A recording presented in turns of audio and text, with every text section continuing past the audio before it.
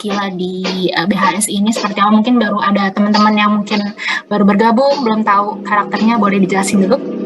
Jadi Amira ini dia tuh suster.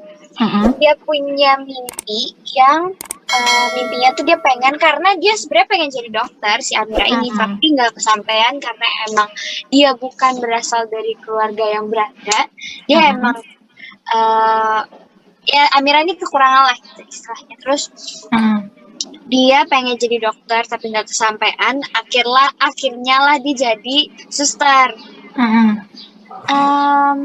Mungkin karena nggak kesampaian akhirnya jadi suster. Terus dia mikir kan kalau di Jakarta jadi suster pasti gajinya nggak sebanyak kalau kerja di luar negeri. Dia pengen keluar kerja di Saudi Arabia atau Belanda.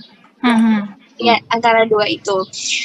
Mungkin belum kesampaian karena dia harus membetulkan kuburan abangnya gitu. Akhirnya itulah sebenarnya yang membuat akhirnya Pasha diberikan. Sebenarnya Amira itu apa ya? Amira juga nggak tahu sih kalau itu ternyata yang benerin makam itu makam ibu aku. Pasha. Kita jadi deket deh. Sebenarnya awalnya deketnya pun juga gara-gara ini kan gara-gara yang Amira tuh mau dijambret sama orang. Ya awal tuh dia kayak mau dijambret, terus aku ketemu sama dia, aku lagi di jalan ngelewatin, terus aku nyelamatin dia kayak gitu. Nah, terus ada juga tuh di mana yang momen bikin kalau Pasha ngerasa berhutang budi sama Akila itu karena Amira sama Amira itu karena Pasha itu baru tahu kalau makam ibunya Pasha ini dirusak oleh orang tidak bertanggung jawab gitu, dan ternyata yang benerin makam itu si Amira menggunakan uang tabungan dan pribadinya Amira sendiri. Dan dari itu Pasha kayak berpikir, waduh, aku harus kembaliin duit ke Amira. Tapi masalahnya Amira nggak mau terima duitnya dari Pasha. Karena dia kayak walaupun gue kekurangan uang atau gue kekurangan sesuatu, tapi gue nggak mau diganti. I see. Jadi kayak ada rasa utang budi juga ya si Pasha ke Amira, terus Amiranya juga emang intinya mau berbuat baik doang gitu kan? Iya betul. Oke. Ini udah ada pertanyaan dari media, aku bacain di kolom chat dari favalibertymagazine.com. Di antara pemain BHSI, Akila orang yang paling muda. Nah, gimana nih perasaannya perasaannya kamu, Akila, di antara orang-orang yang mungkin lebih senior secara umur, terlebih kamu kan juga pemain baru nih di BHSI. Nah, itu gimana perasaannya? Dan mungkin gimana juga kali ya cara membaur dengan cast yang lain? Sebenarnya aku dari judul sebelumnya juga aku memang yang paling kecil ya, kayak waktu di JS pun aku juga yang paling kecil, dan kebetulan di sini juga saya. Di JS juga? Iya. Saskia di atas aku. Jadi saya yang paling kecil. Ya walaupun di sini masih ada junior yang lebih kecil, tapi kan junior nggak dihitung dong. Nggak dihitung lah ya. Kalau untuk berbaur sih alhamdulillah, karena saya udah biasa berbaur dengan yang lebih tua kayak di sebelumnya. Jadi mungkin bisa lah. Bisa banget. Jago loh dia beradaptasi loh. Cepet ya. Ngomong bijak jadinya. Alhamdulillah aku gampang berbaur sih sama ini. Terus juga kebetulan emang aku tuh merasa kembali lagi ke rumah karena waktu itu kan aku udah pernah syuting sama timnya Opa Maruli Ara juga kan. Jadi aku nggak perlu banyak beradaptasi lagi gitu. Jadi kayak karena mungkin lingkungannya juga masih kayak itu aja, jadi masih gampang ya untuk beradaptasinya ya. Iya. Jadi kayak masih sama lah. Masih sama. Kebetulan juga kita-kitanya juga nih, kakak-kakaknya juga kayak ngeliat tuh ada yang baru nih. Ada yang baru nih. Ada korban baru nih. Kita kulik-kulik lagi kehidupanmu gimana gitu. Akhirnya kepancing, dia cerita deh, jadi deket deh gitu. Iya. Malah jadi senang berarti ya punya kakak-kakak untuk jadi teman curhat. Betul sekali. Emang kamu curhat? Enggak, ngobrol bercerita. Curhat di kamu kan baru berusia, udah masuk usia 14 tahun nih. Nah, ke depannya kira-kira pengen ngambil proyek apa lagi selain sinetron BHSI, dan siapa sih role model kamu? Terima kasih. Boleh dijawab? Aku Antonio Brachio. Woi. Balik dong. Role model aku adalah Kalista.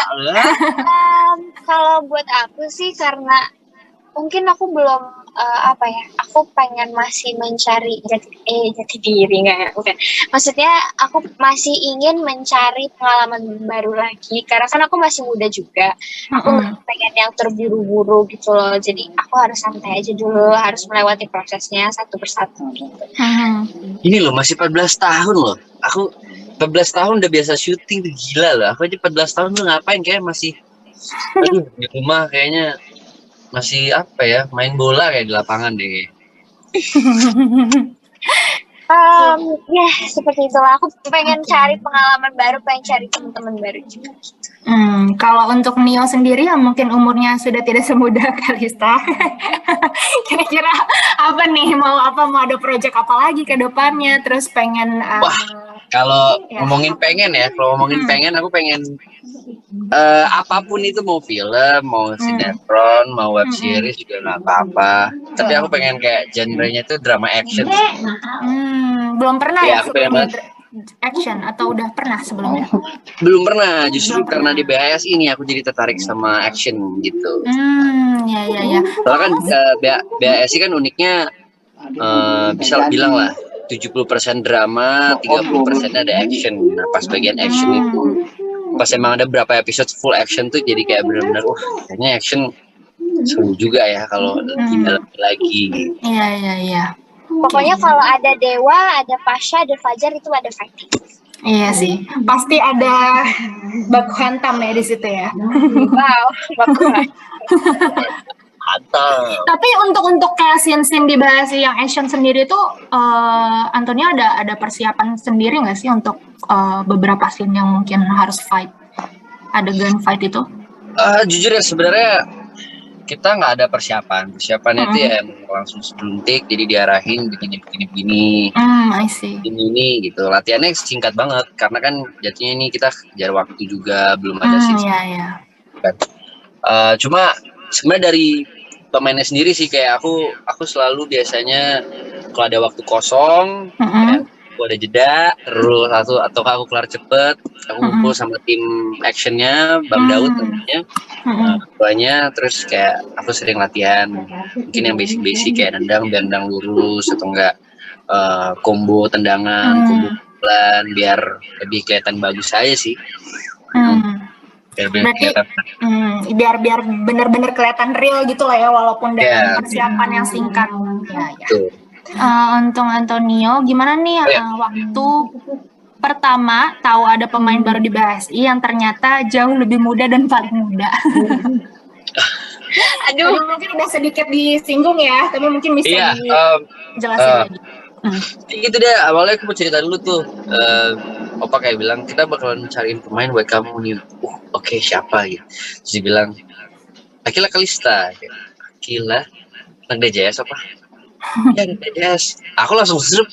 Wah, dia umurnya berapa ya? Kalau nggak salah dia masih muda banget ya. Mikirnya kan kayak gitu kan.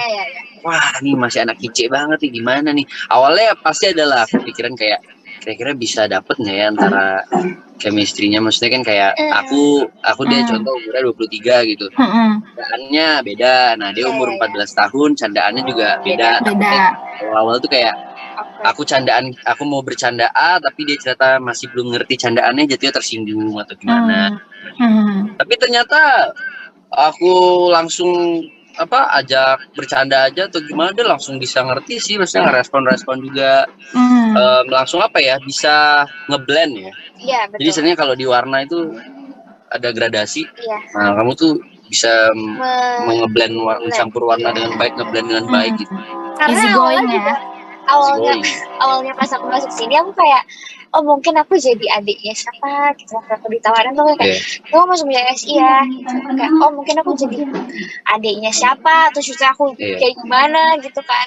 Ternyata pas aku baca sinopsisnya aku Nah, sama gini deh.